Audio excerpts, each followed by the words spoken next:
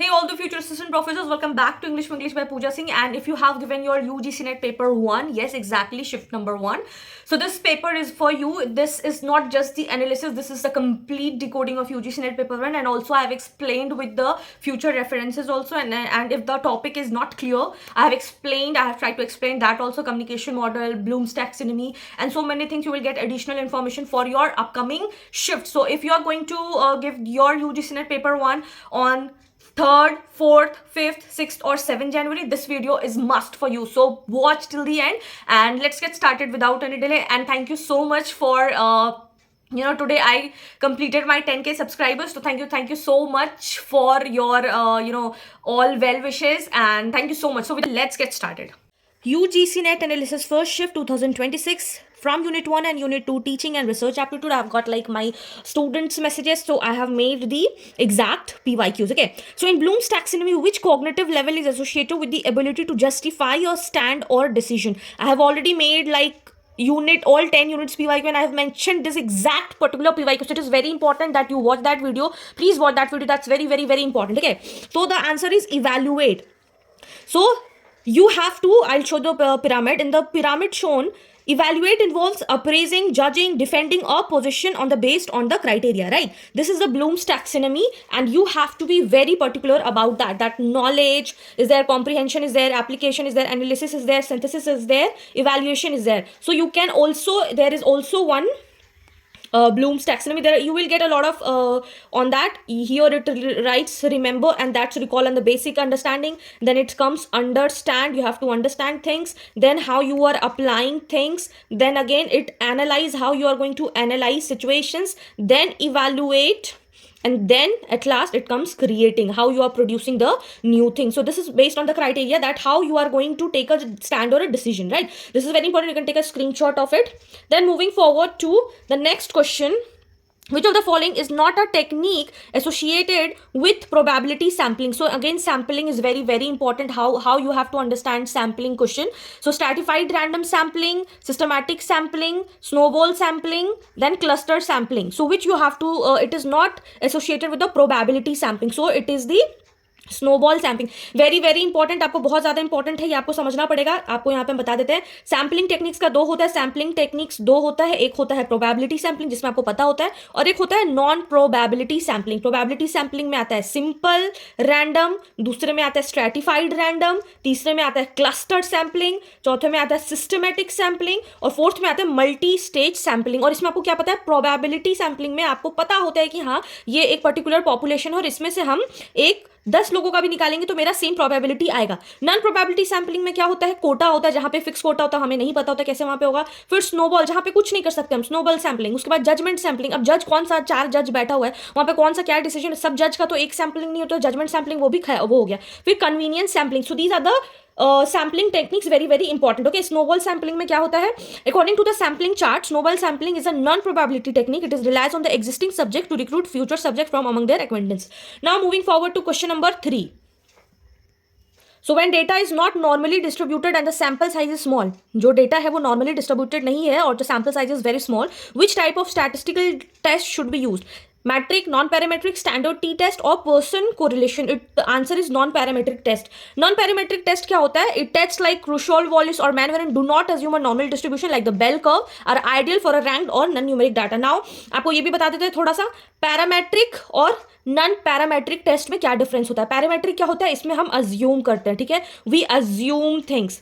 फिर non parametric में होता है कि कब हम लोग को यूज नहीं करता, वी डोंट अज्यूम थिंग्स, और इसमें कुछ भी पहले से प्री डिटरमाइंड नहीं होता है और इसमें नॉर्मली डिस्ट्रीब्यूटेड नहीं होता. अगर इसका ग्राफ के बारे में अगर आप बात करें तो इसके ग्राफ कुछ ऐसा दिखेगा आपको, यहाँ से जाएगा फिर ऐसे ऐसे ऐसे ऐसे, वो नॉर्मल नहीं होगा. लेकिन अगर हम पैरामेट्रिक टेस्ट के बारे में बात करें तो it looks like this. If I am talking about the graph, so this is very normal, homogeneous रहता है एंड इट इज इंडिपेंडेंस. और अगर टेस्ट के बारे में बात करें आप, how many test are there, T test रहता है, इसमें एनोवा रहता है, इसका भी फुल फॉर्म आप पढ़ लीजिएगा. और इसमें पियर्सन कनेक्शन कोरिलेशन रहता है, ठीक है। इसमें आप जो नॉन पैरामेट्रिक में होता है उसमें क्रूशॉल्स रहता है, विल्सन विट्रीज रहता है, स्पीयरमैन्स रैंक कोरिलेशन रहता है। तो दीज आर द एग्जांपल। वो अगर आपने अभी पहले से पेपर 1 अच्छे से नहीं प्रिपेयर किया तो अभी आपको ये कुछ आड़ा ताड़ा लगेगा, कुछ समझ नहीं आएगा, but just for the sake you just understand what are the test, what are the full forms, क्या पता आपको इसमें से ये क्वेश्चन आ जाए। Moving forward to question number 4, a researcher uses words of clouds and concept maps to present their findings. This represents which type of data? तो अगर एक स्टूडेंट जो है, रिसर्चर जो है, वो वर्ड क्लाउड यूज कर रहा है और कंसेप्ट मैप्स यूज कर रहा है, तो वो किस टाइप का डेटा, क्वांटिटेटिव, क्वालिटेटिव या स्टैटिस्टिकल या फिर numerical. So when we are talking about the clouds और concept maps, we are talking about the concept. You have to focus on the concept word. जहां कंसेप्ट आएगा वहां पे number नहीं होगा, तो नंबर वाला जो भी है उसको आप काट दो। क्या बचा आपके पास? Qualitative. So answer is qualitative data. And qualitative data deals with the descriptions, meaning, visual tools like the concept map, help non numeric categorization information. This is very normal question, ठीक है। फिर communication, I have told you, बहुत important और बहुत easy question आता है, और देखिए सेम वैसे ही क्वेश्चन आया है। So communication that flows between a manager and a subordinate is classified as what? It is classified as a vertical communication. Now I will give you the example. This is the particular chart type of communication, you can understand this. See based on relationship, intrapersonal क्या होता है? Inter और intra में आपको बता देते हैं। Inter आप याद करके रखिए, इंटर कास्ट मैरिज होता है ना, inter caste marriage, that's between two people.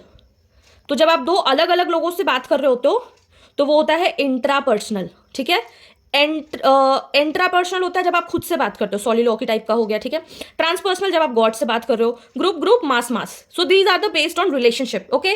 Then based on the organisational structure, formal, if I am talking to my professors like my friends or my teacher friends, that will be formal. And you have to be very formal, like you have to say good morning, you have to say good evening to your teachers, to your professors, to your older members। जो आपके formal recognisation office में जो भी हैं आपके, उसको formal बोल सकते हो, ठीक है। इनफॉर्मल होता है जहाँ पे आप अपने फैमिली से बात करते हो, डियर यूज करते हो, फिर से बहुत तुम ताम करके बात करते हो, तो वो इनफॉर्मल हो गया, जो कि हम लोग फ्रेंड्स में बात करते हैं, ठीक है, that's informal. Now based on the basis of direction, vertical क्या होता है? जब सब नीचे वाले लोग ऊपर से ऊपर तक बात करते हैं, ठीक है। वो होता है कि ये नीचे पियोन है और हम यहाँ पे जो है सीईओ बात करते हैं, तो उसको वर्टिकल बोलते हैं। हॉरिजॉन्टल मतलब सेम लेवल के बात, कोई प्रोफेसर है, किसी प्रोफेसर से बात कर रहा है तो वो हॉरिजॉन्टल हो गया, कोई टीचर है, टीचर से बात कर रहा है तो वो हॉरिजॉन्टल हो गया, ठीक है। अपवर्ड होगा, सेम वही होता है। डाउनवर्ड होता है अगर सीईओ किसी उससे बात कर रहा है तो दैट्स डाउनवर्ड। डायगोनल ये हो गया कि कोई प्रोफेसर है और कोई बिजनेसमैन है, वो प्रोफेसर बिजनेसमैन के नौकर से बात कर रहा है, सो दैट्स कॉल्ड डायगोनल, ठीक है। So I hope you have understood this. And on the basis of verbal, oral, written, non verbal. Verbal में ओरल रिटन दोनों, प्लीज मेक श्योर वर्बल में it comes again, oral and written both, non verbal only comes in the gesture. So it is very very important, you can take a screenshot of it and you will understand these types of communications are there. Explanation, verbal communication moves up और downward because in the organizational hierarchy, horizontal occurs in the between peers at the same level. Now moving forward to the term meta communication refers to क्या होता है? Meta communication क्या होता है? Meta communication is communication about the communication itself. What does that mean? It means it involves the underlying message, cues or verbal remarks that tells the receiver how to interpret the primary message. आपको कैसे message reform हो रहा है। Now information about the communication technology बहुत important है। Arrange the following computer memory components in order from the highest speed या फिर cost to lowest speed या फिर कॉस्ट, तो ऐसे करके आपको बहुत ज्यादा कंफ्यूजिंग टाइप का क्वेश्चन आया है। इसमें आपको अगर पता होगा तो होगा, नहीं होगा तो नहीं होगा। तो इसमें क्या है? रजिस्टर्स। तो सबसे पहले क्या होता है? सेकेंडरी मेमोरी, फिर मेन मेमोरी, फिर कैश, फिर registers at the top. So registers are always the fastest, they are inside the CPU. Registers का रहता है सीपीयू के अंदर। And speed and cost decreases as you move towards external storage. तो speed और cost दोनों बढ़ता है जब आप ऐसे बढ़ते हैं, तो ठीक है। आप ये देख सकते हैं मैग्नेटिक टेप है यहाँ पे, ऑफलाइन स्टोरेज, आउटबोर्ड स्टोरेज, और ये इनबोर्ड मेमोरी, ये बोर्ड के अंदर रहता है। रजिस्टर्स, कैशे मेमोरी, फिर से मेन मेमोरी। मैग्नेटिक डिस्क में क्या क्या आएगा आपका? CD ROM, CD, RW, DVD RAW, DVD RAM, Blu-ray, magnetic tape. So these are the internal temporary storage and these are the external, and these tells you the capacity, ठीक है। इसका capacity क्या है, और जैसे speed और cost per bit ऊपर बढ़ता है, तो this is very very example, this is very important, please take a screenshot and remember. Now moving forward to which of the following classified as output device? I told you output device और input device आता है, please अगर आपने नहीं पढ़ा है तो please पढ़ लीजिए, बहुत बहुत बहुत बहुत बहुत इंपॉर्टेंट है। Scanner, light device, plotter, barcode reader, क्या है? Output plotter. Plotter is a printer for vector graphics. Scanners and light printers are input devices for feed to the data. Now moving forward to the again full forms. MOOC कब आया है? Platform स्वयं के बारे में आया है कि स्वयं का फुल फॉर्म क्या है। स्वयं का फुल फॉर्म है ये study webs of active learning for young aspiring minds, very very very important, ठीक है. And these are the swam in Indian government portals for hosting freelance, massive open course. Now coming forward to the unit 9 and 10 people, environment and higher education से क्या question आया है. The NEP 2020 aims to achieve 100% GER in school education by which year, किस year का इन्होंने पूछा है, तो this is 2030. Note the difference, school education target is 100 by 230, but अगर आप हायर एजुकेशन के बारे में बात करें तो दिस इज 50% by 2035, ठीक है. Now, question number 11, which greenhouse gas CGHG was specifically added for second period of the Kyoto Protocol? So, आप Kyoto Protocol क्या है, इसका डेट क्या है, प्लीज रीड इट. आपके नेक्स्ट पेपर में ये आ सकता है. Very very very important. For the time being the answer is for the nitrogen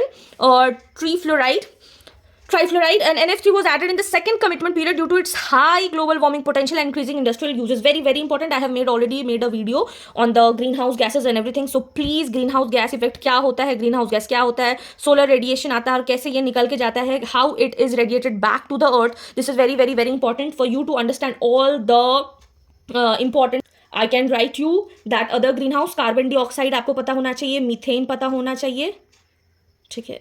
Just a second.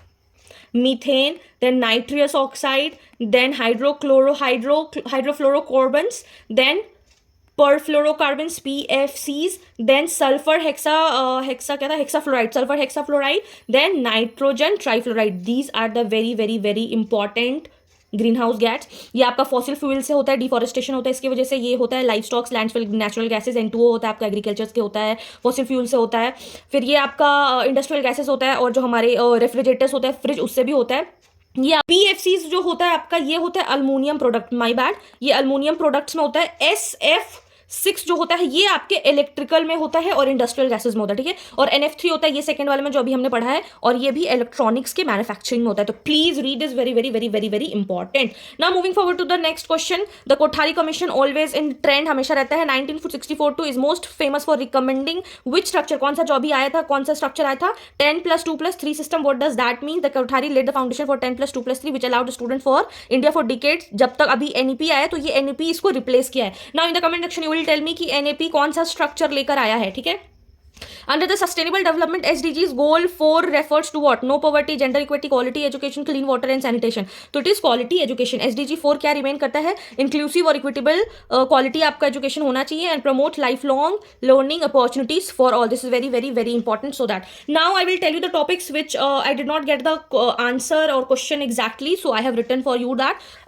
RC आपका बहुत easy आया था, so RC के लिए आप हमेशा रहे कि आप 2 बार क्वेश्चन पढ़े पहले, उसके बाद आप आंसर करें, ठीक है. फैलिसी से आया था कि साउंड का क्या है, आई डिड नॉट अंडरस्टैंड कि क्या चीज़ पूछा था, तो फैलेसी आप पढ़ लीजिए. वैलिडिटी आया था कि वैलिडिटी रिलायबिलिटी क्या होता है, I have already tell you, please understand that. Research aptitude. Then Indian logic से क्या पूछा था, I did not get that exactly. स्वयं से पूछा था कि इसका डेट क्या है, तो that was founded on 9 July 2017. NEP का है कि 6% तक अचीव करना था, this was the target, but what the they got, they only current situation is 3 to 4% of GDP. Then tools for data collection क्या है, tools for data collection, sequence of communication पूछा है कि रेडियो और पता नहीं क्या क्या चीज़ का, I did not get it. So sequence of communication, USB का full form Universal Serial, and see this is coming in 2026 also. What are the teaching models, increasing order and decreasing order में पूछा है. फिर HECI क्या होता है, grand commission, और ये सारा चीज़ में कोठारी कमीशन से भी एक और क्वेश्चन आया था, I have made that. Movies and city से जो भी आपके बहुत सारे एग्जाम्स में आ रहा है वो. मैथ्स का स्टेटमेंट बेस्ड टाइप क्वेश्चन था, that was easy to moderate level. And higher organisation matter the following आया था, and environmental protocol. So this was the analysis of your 1/1/2026. All the best. So that was the complete UGC NET paper 1 decoding and of 2026 first shift analysis. And if you want me to make any video, please do let me know in the comment section. And if you found this video helpful, do not forget to like, share with your friends, those are preparing for UGC NET, and subscribe for more such content. Till then, keep learning, keep shining. Bye bye.